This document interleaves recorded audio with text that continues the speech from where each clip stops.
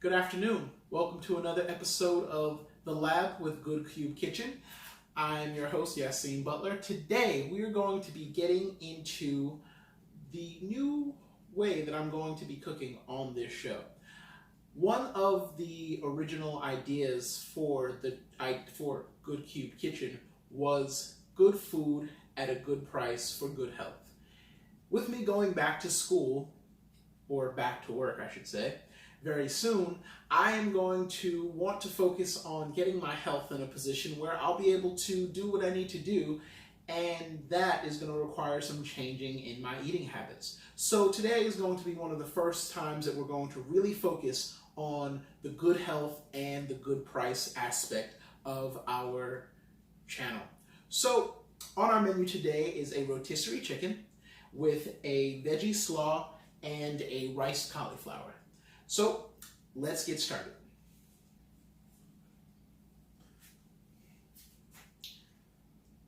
Now that I've cleaned off my workstation, let's get started on our rotisserie chicken. One of the first things you want to do is make sure that you glove up. And I will generally use my meat boards whenever I am cutting meat. And so I cut a separate piece of this countertop just to be a meat board right here. So before you get started and put your rotisserie chicken in anything, you're going to want to pat the skin nice and dry. And I just do this with a couple of paper towels. Starting over the sink is going to be thoroughly cleaned. And so this is a good way to get started. Now that our skin is nice and dry, I'm going to make up a barbecue seasoning. First, we're going to put some seasoning salt, some cumin, some chili powder, some oregano, some thyme, and onion powder, and a little bit of monk fruit. Monk fruit is a really good sweetener that has a pretty good flavor. Mixing it all together with a fork and then reapplying new gloves.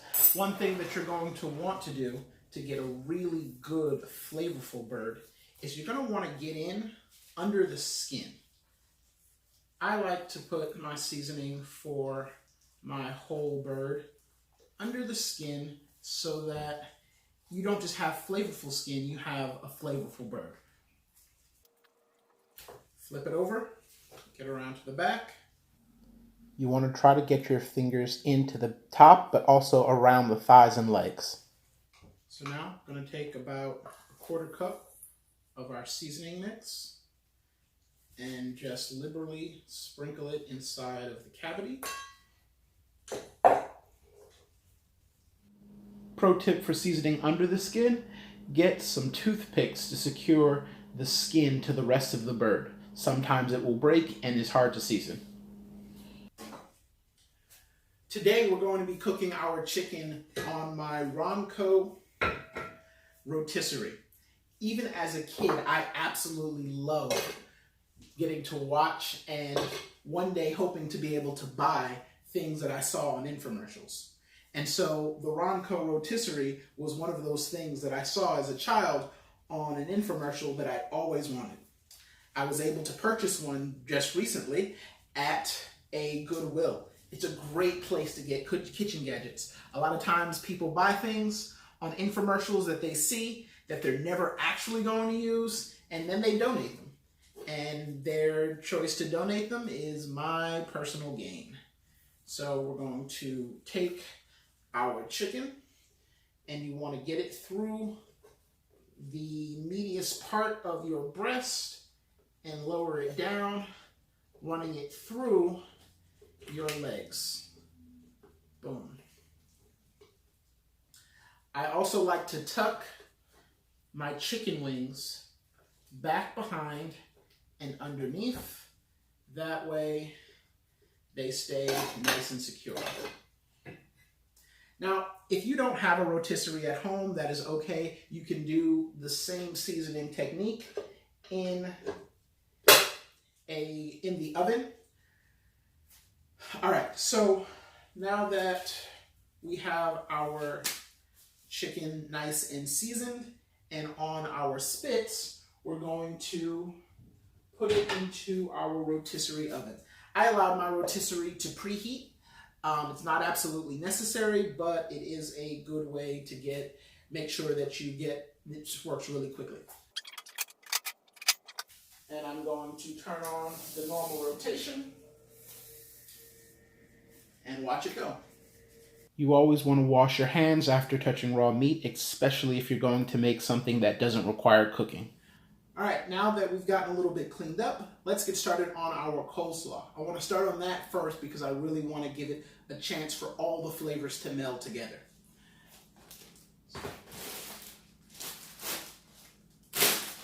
In order to start off this coleslaw, we need about a cup or so of mayonnaise.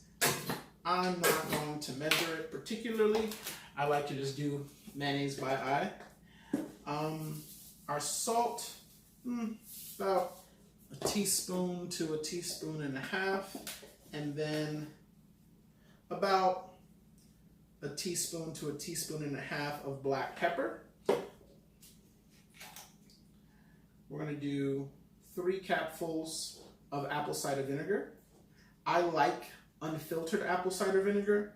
It gives a bit of a stronger bite. Just looking at it, I think I'm going to need a 4th one. Boom. And then we're going to hit it with onion powder.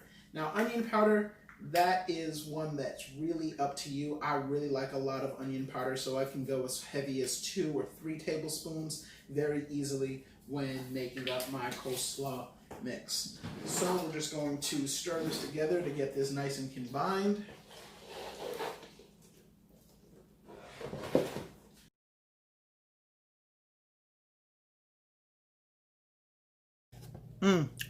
That's really good. It just needs a touch of sweetness.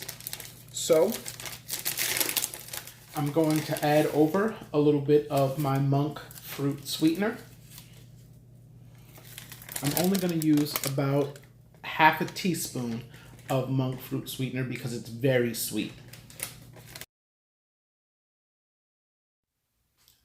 The next ingredient I'm going to add that I didn't display is some cashews for a bit of texture and creaminess. Next, we're going to add 1 bag of coleslaw, half our bag of kale, and then the other bag of coleslaw.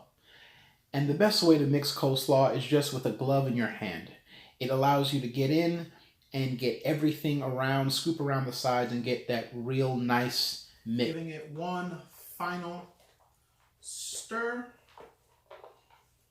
Nice thorough mix.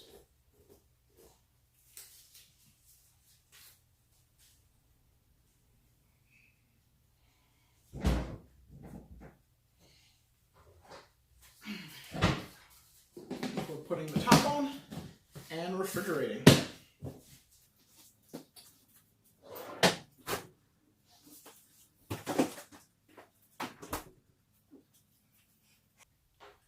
Now that we've gotten our station nice and clean, we can start working on our riced cauliflower. First, you want to remove the stem and excess leaves, and then clean up any dark spots. Now that we've cleaned off any of the dark spots, we're just going to give it a good rinse in our sink. And then we're going to chop it into some florets so that we can steam it. Over on the stove, I already have a pot of water ready to go for steaming. And we're just going to basically eighth this.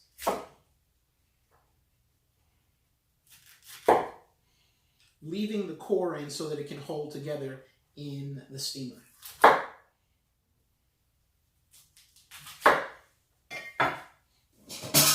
Taking our steamer basket. Putting them in your steamer basket nice and spread out. You're going to bring it over to your pot of boiling water. I did salt this water, and that helps it to come to boiling much quicker. Placing it in over, and you're going to want to put a top over it. I am using the insert and top from my pressure cooker. That way it can get a good steam all the way around. Gonna let it cook for about 10 minutes or until it is fork tender. All right, bringing this over.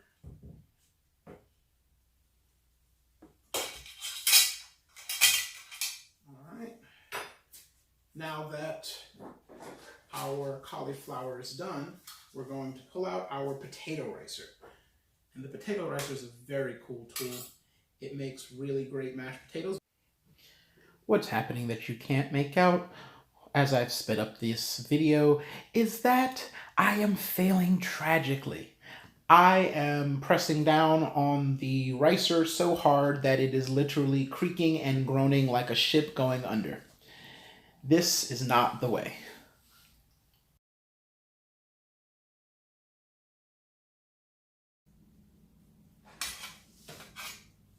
So I've got an idea of what might be the problem.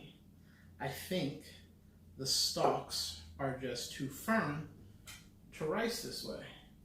And since I didn't do a very good job of clearing off the stalks on purpose so that they would stay together in my steamer, it's now time to just trim them up.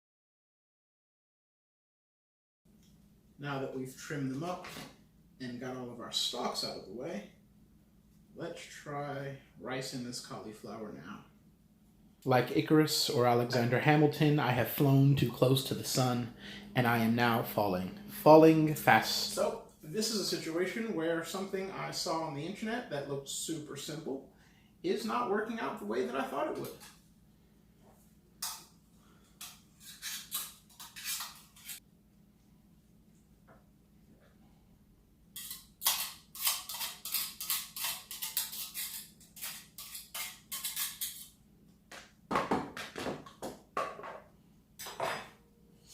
Since I'm not getting what I thought I would get, I am going to throw all of this in the bowl, and then I'm going to throw it all in the food processor.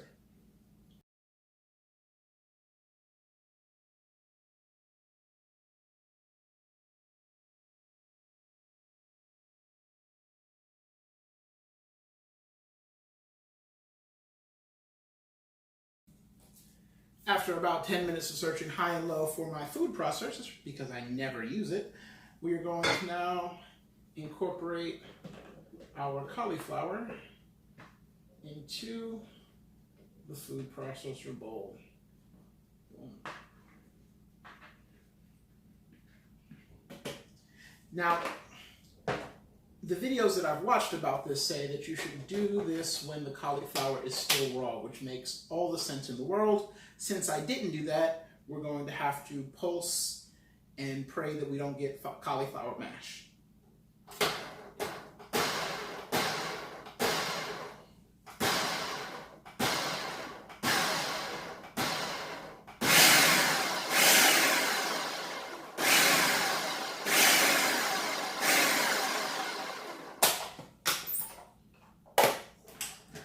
Checking. Right now we've got a consistency that is close to rice, but not quite, so we're going to give it a little bit more blend.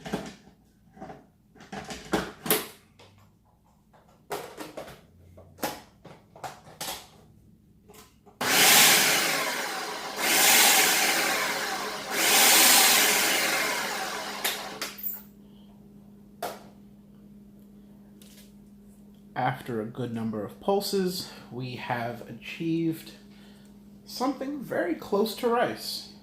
I'm actually kind of proud of it. The way that it crumbles and falls apart, and if you get a nice closer look, you can see it's more like a short grain than a long grain rice, but it's still rice-like. Pretty proud of this attempt. Good recovery.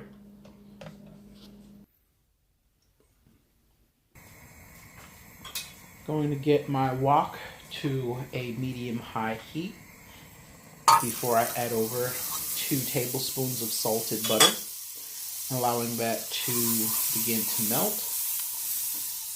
While it is starting to melt, I'm going to go over to the refrigerator and grab my basil. This is the basil from the very first episode. Basil has a shelf life of about 2 weeks if you take care of it. So I'm going to tear the basil. When cooking with fresh herbs like basil, you want to give them some time to really get aromatic and fragrant before adding any other ingredients, like my phone. Yes, my phone fell in, we fished it out, we added over some crushed garlic and our cauliflowered rice, allowing it to saute to reduce any additional liquid so that you get a nice firm texture.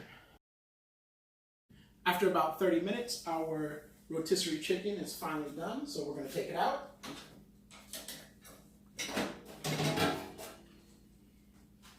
We allowed it to rest.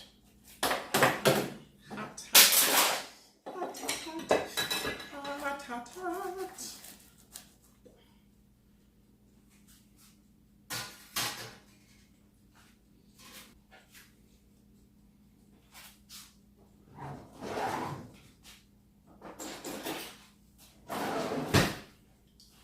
Grab a knife